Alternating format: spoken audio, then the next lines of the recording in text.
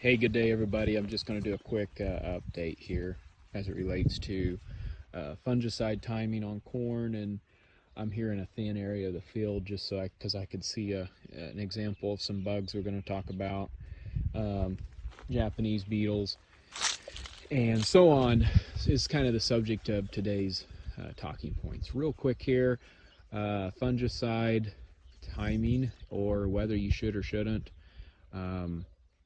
This is a hard call because right now, with the hot temperatures we have forecasted, it's sometimes hard to see ahead and feel like, wonder if you're going to get the return on your investment. One thought I wanted to just throw this out here, for what it's worth. This time of year is always a brutal time because we don't know the future, and fungicide is one of those things where we have to somewhat invest into tomorrow, and we don't know what that holds. But don't throw in the towel on your crop. Even if you're not going to fungicide, you're not doing that sort of a thing, I still advise you to is to hang in there. This crop has a lot of powerful potential. What I'm seeing out here in the field, there's a lot out here, and even if we have a July that's not super wet, just the timeliness over the next several weeks of rains can make a huge difference to your crop. So do take courage from that there's a good potential out here. And I was just looking at a map here sent to me by an agronomist. He was talking about how this is the driest ever in the last 130 years or something like that, between March and July. Absolutely dry, and we still have crops that are looking fairly well overall. And even last year, with as dry as it was, for many areas, just the timeliness of the rain is what the yields resulted in. It should have been worse than 2012 in some areas, and we did not see that. So yields and hybrids and timeliness of rains is everything, really, when it comes to corn production. So hang in there. Other thing I want to mention to you is a little bit here on these Japanese beetles.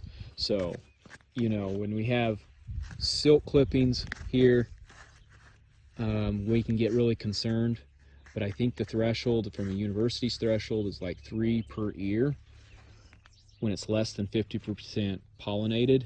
And then we also can use a metric where we see the silks are cut within ½ an inch of the husk. We're starting to get that here, right on this one right here, but I'm still going to say it's probably around 30%.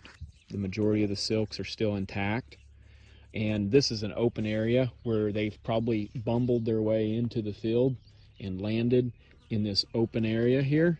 When as I walk out into the depth there, I'm just shooting this from here because I wanted you to understand a little bit what I'm looking at.